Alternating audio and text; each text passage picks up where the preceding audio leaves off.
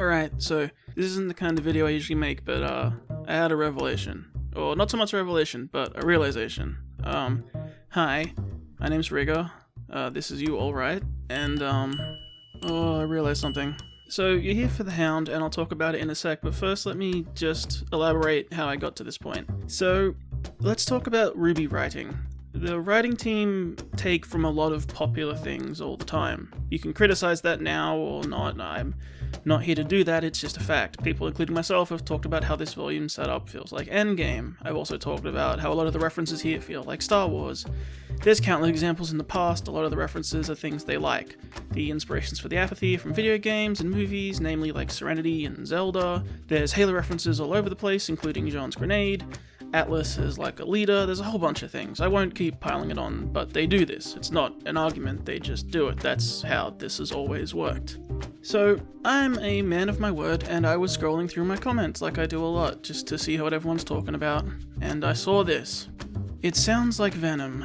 Don't worry about the typo, it happens to the best of us, but yeah, the Hound sounds like Venom. I went, oh yeah, well, I sort of wrote it off and went, yeah, it's got a deep voice and it, it's black and whatever, and oh no. I went, oh. And then I went, yeah, look, the Grimm have always sounded like Venom, and, we know who's doing the voice, it's the same actor doing Crow now, and I went, no, it'll be fine, and then it clicked in my head, and I literally frantically opened a new tab and started Googling things. It does sound like Venom, and then I went, oh no, and then I hit the search button. Let's look at some dates, shall we?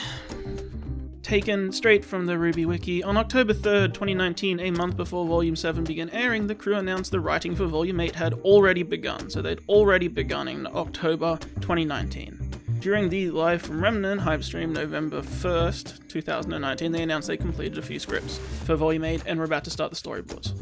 But the most important one is the first one. So they were writing before October 3rd, 2019. So, would you guys like to take a guess when the Venom movie came out? At the end of the year before. Oh no, it was fresh in their head when they were writing this thing. Everyone was talking about it, right? Like, whether the movie was good or bad, doesn't matter, it was all over pop culture, it was all over the internet.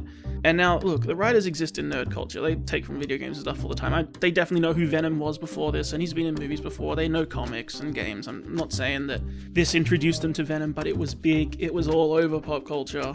And it was in the last big film release period before they wrote this thing. And then more ideas started running through my head.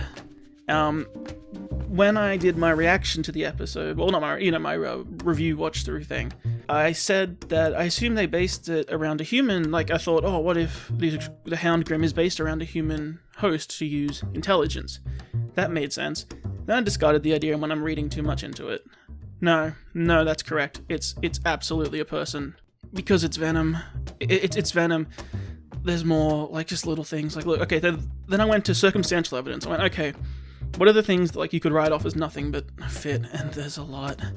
They both have the big fangs, and then it did the big whip arm, and everyone thought, oh, like the Nuclevi. No, it's like Venom. It has a big whip arm, and it reshapes its body to what it needs. And then I remembered a weird design on it that I questioned and didn't bring up. It's got a seam on its head. See here where the spikes are like teeth, like they've sealed up over something? That's because there's a person in there. It's gonna open, it's gonna unseal. Guys, it's Venom. It's just Venom. There's 100% a person in there. I thought the Summer Rose thing everyone was saying, like, oh, this is what happened to Summer Rose. I thought it was a bit silly. And the evidence was mostly like, it has no eyes, so they took her silver eyes and made her a Grimm host or whatever. It's like, it's an interesting idea, but I don't really buy it. They used her brain and that, but now I'm actually siding with it. I am definite now that there's a person in there.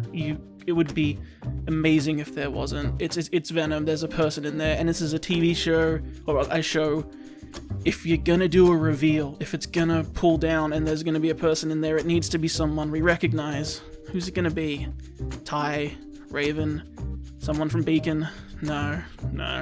Really doubt it, unless it's like a student that we think is dead or something, but that's not good enough.